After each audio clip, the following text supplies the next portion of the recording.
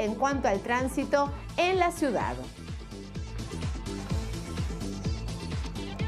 Vamos a volver a la elección del nuevo Papa y sobre todo a algunas repercusiones que generó su elección. En particular, comenzamos por su país de origen, que ayer, por supuesto, vamos a escucharlo a Trump, festejó. La pregunta es si tiene mucho para festejar. Sin duda, porque se sabía, obviamente, Trump quería un papa norteamericano. Incluso en algún momento hizo un chiste un poco en el límite con un meme que difundió de él mismo, ataviado como papa. No pasó a mayores, pero obviamente todos los ojos se posaron en la reacción de Trump cuando finalmente es el primer papa estadounidense, sin embargo, de una línea muy crítica a la política del actual mandatario de Estados Unidos. De hecho, hace muy poquito, siendo todavía Prevost, cardenal Prevost, había sido muy crítico. Eso, con la suavidad que evidentemente lo caracteriza y con la que vamos a acostumbrarnos. Muy crítico con algunas declaraciones que había hecho el vicepresidente J.D. Vance sobre la política migratoria. Y de hecho, como Agustino, es una persona muy cercana a los migrantes. Claro. Y entonces ahí se va, es esperable que esté muy atento a la situación de las deportaciones que está haciendo el gobierno de los Estados Unidos. Hay que marcar que ese era precisamente el principal punto de fricción ya entre Francisco y Donald Trump. Ahora todo indica que se va a reeditar esa tensión y también hay que marcar que el intercambio con J.D. Vance, en definitiva J.D. Vance es católico, con lo cual es convertido hace poco, pero también empiezan a surgir este tipo de datos, ¿no? Melania Trump también es católica, no así Trump, con lo cual si pudiera haber puntos de conexión, este tema indica que claramente los va a superar y los va a eclipsar. Aún así, la reacción del gobierno norteamericano al anuncio fue por demás muy cordial y diplomática. ¿Tenemos el anuncio de Trump? What greater honor could there be? And we were a little bit surprised, very happy. It was just a great, absolutely great honor. Are you planning to meet the Pope in the near future? Mr. President. Have you met him before? They've already called. They've already called. When is that? Do you have a timing in mind? They have already spoken to us, and we'll see what happens. But again, to have the Pope from the United States of America, that's a great honor. That's a great honor. Sir, have you met him before?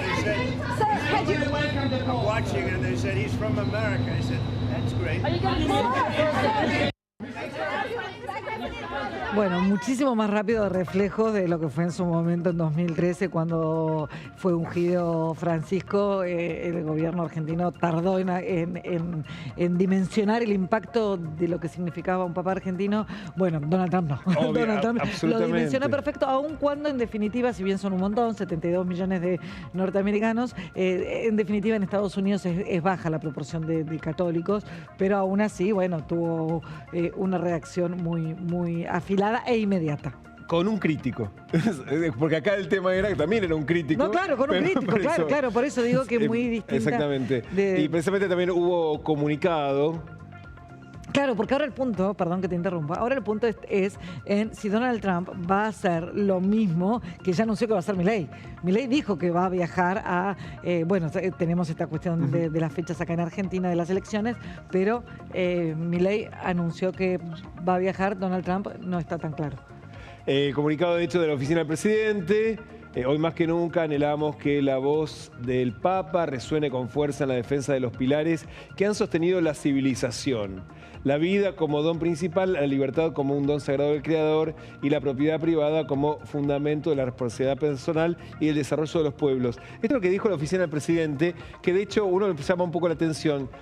Esto es solo una conjetura. El nombre de León XIV, que lo toma entre otras cosas de León XIII, que fue el de la encíclica sobre la situación de los obreros, que básicamente cuestiona, entre otras cosas, pero como punto de partida para la argumentación, no como centro de la argumentación, la discusión del socialismo que empezaba a aparecer en el mundo, que pretendía apropiarse de la propiedad para que pase en manos del Estado, contraviniendo la propiedad privada, uno dice, ¿será esto lo que está refiriéndose el comunicado de la oficina del presidente? Pero lo cierto es que eso, lo que intentaba hacer era entrar a una argumentación acerca del derecho de los obreros.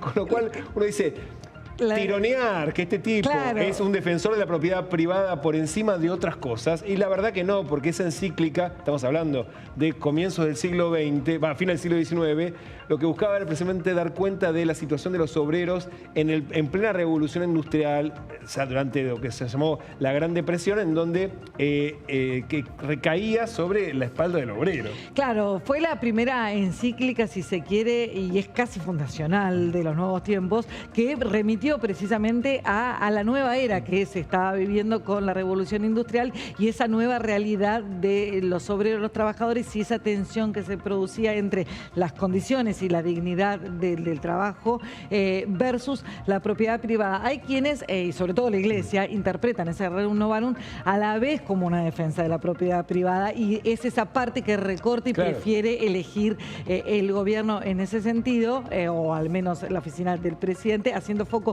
en esa parte de la encíclica donde se interpreta que hay eventualmente cierta revalidación de la propiedad privada y deja un poco de lado... de hecho es explícito. Es explícito y deja un poco de lado, en definitiva, toda la construcción que hay alrededor, que era central, que es la adaptación precisamente de esa propiedad privada, la convivencia con, bueno, las nuevas reglas que imponía la revolución industrial. Exactamente. De hecho, el Papa León XIII lo que exigía era que los estados no tenían que ser los propietarios de los medios de producción, sino los que regulasen a las empresas, a la fábrica, para evitar la explotación del obrero. O sea, si uno vuelve a la encíclica, uno dice, la verdad es que no sé si Javier Milei estaría demasiado de acuerdo con el tono, porque no nos olvidemos que esa encíclica además cuestiona el rol que estaban teniendo las empresas a nivel global y con la División Internacional del Trabajo. Claro, recordemos que en los inicios de la Revolución Industrial la explotación era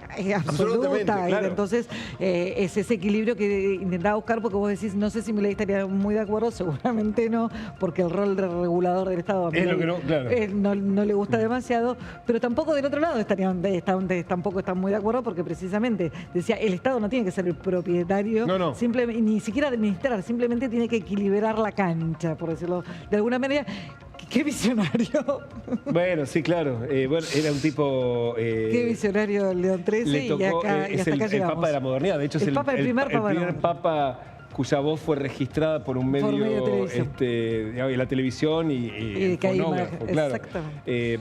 Es interesante ahora cómo cada uno trata de apropiarse de esos signos, que evidentemente también lo está haciendo el propio Papa.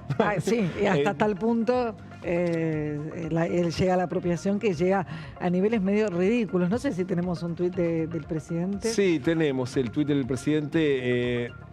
No sé, lo vamos a dar, no sé si mira. Me da un poco de pudor. ¿Qué da pudor. Bueno, hasta ese nivel llega la apropiación. Han dado su veredicto de modo claro, fin, y ponen un león como papa. Bueno, no sé si hay muchos comentarios para hacer esto. Yo creo que uno de estos días nos vamos a tener que levantar y prohibir la inteligencia artificial. No, la imagen es muy simpática. La imagen es muy simpática. El sentido, a ver, bueno, me parece que hay mucho más para decir del nombre que eligió que la simple figura. No, por eso además es una tergiversación. Absoluta. Y la idea de utilizar un león, como si todo león fuese mileísta, ¿no? No, bueno, y además es un nombre, que no refiere al animal, o sea. La verdad que es todo bastante sorprendente. Hay cosas que no dejan de sorprender. Y también Cristina Fernández de Kirchner emitió un mensaje en su cuenta de X celebrando también. No hace falta aclarar que no creo en las casualidades. Ahí estamos, León XIII fue el Papa del trabajo, padre de la doctrina social de la Iglesia. A partir de su maravillosa encíclica Rerum Novarum, de la que recién estábamos hablando. No es que estábamos citando a Cristina Fernández de Kirchner, pero tampoco era casual la elección evidente que hizo el Papa León XIV, y en un momento muy particular, en el que cada vez el mundo del trabajo se está convirtiendo en un mundo de exclusión, y donde precisamente el trabajo es lo que lleva hoy a que millones de personas en el mundo se desplacen. Y hoy el desplazamiento de las personas tenga un foco en los Estados Unidos con la deportación de migrantes. Por lo tanto, ahí la celebración de algunos, uno empieza a decir, bueno, cuando los eslóganes desaparezcan, ojalá que aparezca de vuelta un papa que diga cosas para ponerle límite, ¿no, a los poderosos. Y en algún punto, bueno, el papa es es parte también de los poderosos, eso es también es evidente. En algún punto Rerum Novarum refiere precisamente a eso, a los cambios, a las nuevas irrupciones, y es innegable que el mundo en esta etapa está en completo cambio y en completa metamorfosis. Parecería, y yo no sé si esto igual ya es una sobreinterpretación, pero parecería que la elección de León XIV por ahí tiene que ver con esa Rerum Novarum, que en Argentina va a ser más rarum que nunca la interpretación que sea. Realmente claro. va a ser una Rerum Novarum muy particular. Cada uno va a interpretar lo que quiera. ¿Hacemos bien ahora qué se hizo ya? ¿Qué se hizo? Más de las 8 de la mañana. No te puedo creer, es momento de hacer una buena pausa. Ya venimos.